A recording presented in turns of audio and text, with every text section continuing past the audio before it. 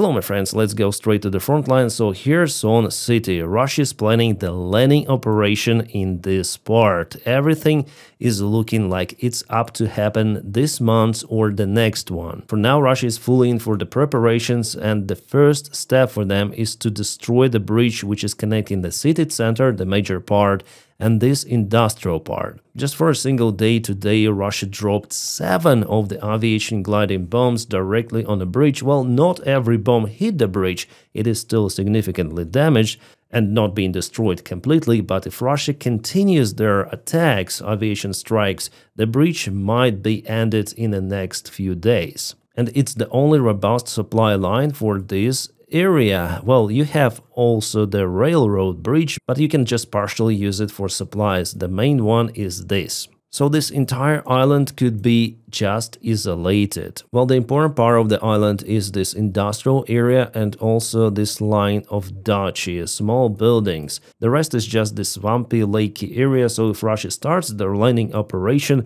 it's gonna be straight to the city. For this, Russia also needs to prepare the forces, and we have the signs about accumulation of the Russian reserves in the nearby settlements. For today, for example, Ukraine used the aviation to strike Russian barracks in Oleshki. There was the big building kaputted by the gliding bomb. So yeah, this is Oleshki, the central part of it, and here we go with the building. Aviation gliding bomb is used before and after, completely gone. Yeah, half of it at least vanished. Russia gathered their forces here. Also from the source like CNN, we have the report that Russian drones hunt civilians. Definitely, it is happening in Kherson every day, as Putin zeroes in on Ukraine's Kherson. So Putin is preparing to advance or to start the landing operation in this small part of the Kherson city. On this picture, you may see this particular bridge, which is being hit every day. So everything shows that Russia is really interested in landing operation. It's gonna be complicated for them,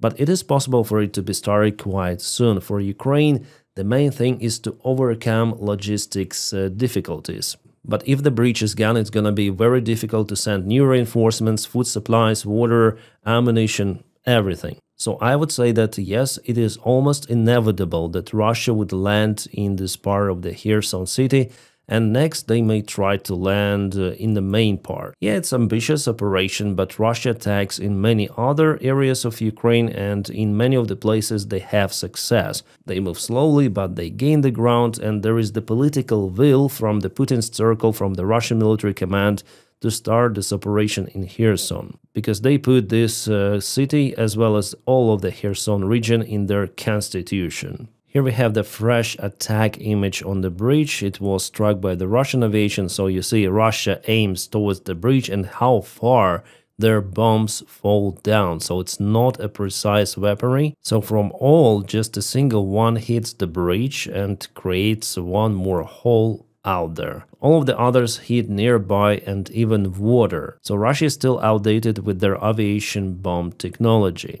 The French or American-made bombs are way more precise. And one of the aviation Russian military bloggers writes his nickname is Fighter Bomber. The interest for me here is simple. Can our entire military machine, equipped with full range of 21st century weapons, break one damn bridge that is within the strike radius of all types of heavy weapons, missiles, gliding bombs, artillery, drones, heavy mortars, saboteur drone boats, combat dolphins, and robots, etc.?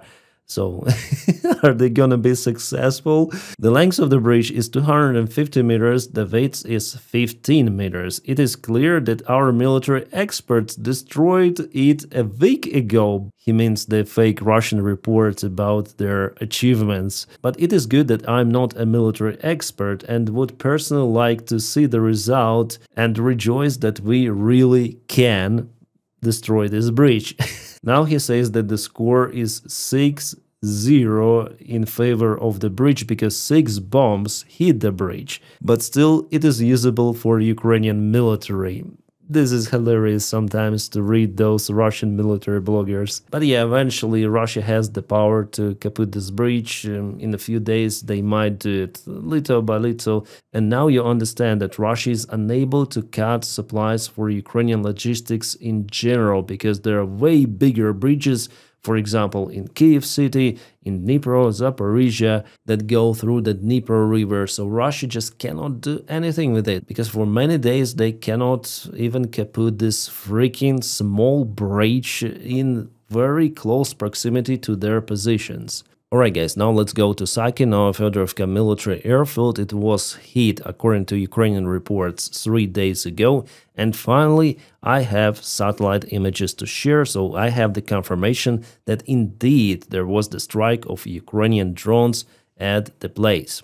So we have image before filmed on 1st of August and we have the fresh image on 6th of August. As you might see, there are at least 7 of the spots with some of the traces from the drones. But only 3 areas may contain the planes, and it's really hard to tell of what was hit there. Well, those are the airplane parking spots, 100%. And this is the parking spot too, but here it could be also the parking. The rest here, it's hard to say really. Plus, I don't see any sort of the planes with this image resolution, so I'll have to wait more for a different company to provide more detailed images. But even at this stage, I may tell you that indeed there was the strike, so it wasn't the fake information. Saki airfield definitely suffered that drone attack. About Primorsko-Akhtarsk airfield, I said about it in my video, so there was the attack at the same time with Saki. And here we have definitely the evidence. 2 of the hangars were destroyed at the apron, as well as some of the buildings. According to analytics, the hangars with Shahed drones were hit. So I hope we're gonna have soon the high-resolution image, more or less like this, in Saki. Those are the Russian positions. You can see lots of the wildfires in the southern part of Ukraine. Those fires destroy all of the Russian equipment, sometimes with the Russians themselves. Some generator, I saw also some of the cars, even armored vehicles, they all burned down. Yeah, this said Russian soldier shows the positions.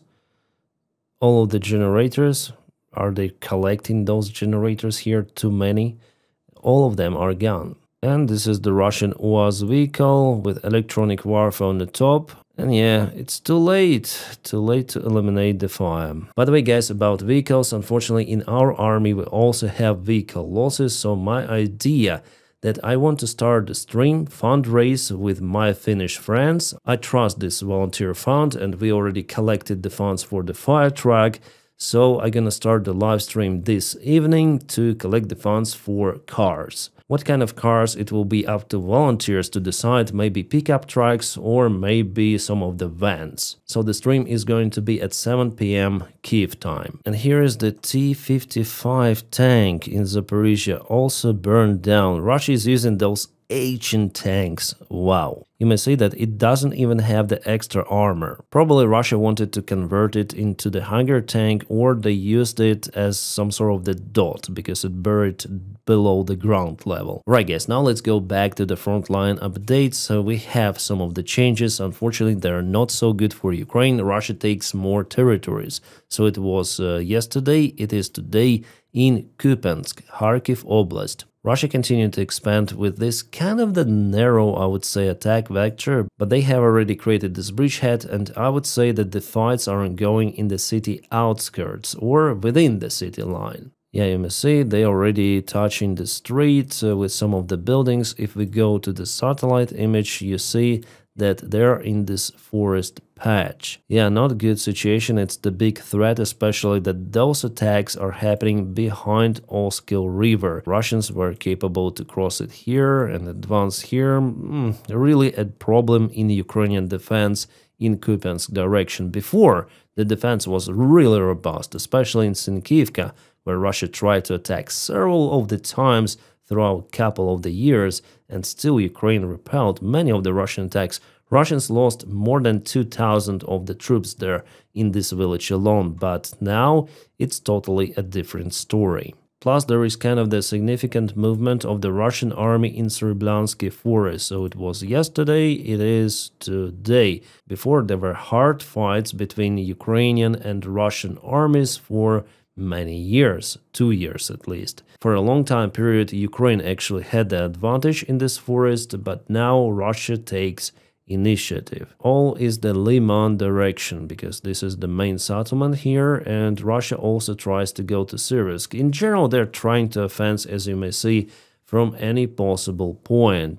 They use lots of the resources. Now let's go to Konstantinivka direction near Toretsk. Russia expanded the gray area, so it was yesterday, it is today. Guys, I'm reviewing the military maps already for the very long time. Well, this white gray area means that Ukraine is withdrawing the forces. Actually, it's a good move if we speak about those 1, 2, 3, 4 villages, because Russia may cut the supplies for those kind of easily, and I think they will do it in the next few days. Because this attack vector, it's expanding. I already told you in my latest frontline update. Alright, Pokrovsk and Mironograd, there are no changes for the last 24 hours. Russia wants to move to Rodinsk. Still for this day, no movement. From Pokrovsk, let's go here. Unfortunately, there is the movement of the Russian army. I can already see it. So it was yesterday.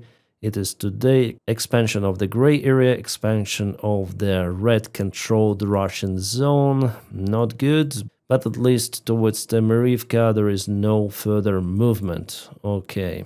In Zeleny High there was the small counterattack of Ukrainian army before. I mentioned it in yesterday's video. So as you saw, in many directions the situation on the front lines is not good for Ukraine, but we are not even close to witness the Russian breakthrough Ukrainian defense to the vast areas and to move, for example, to Dnipro city, Pavlograd.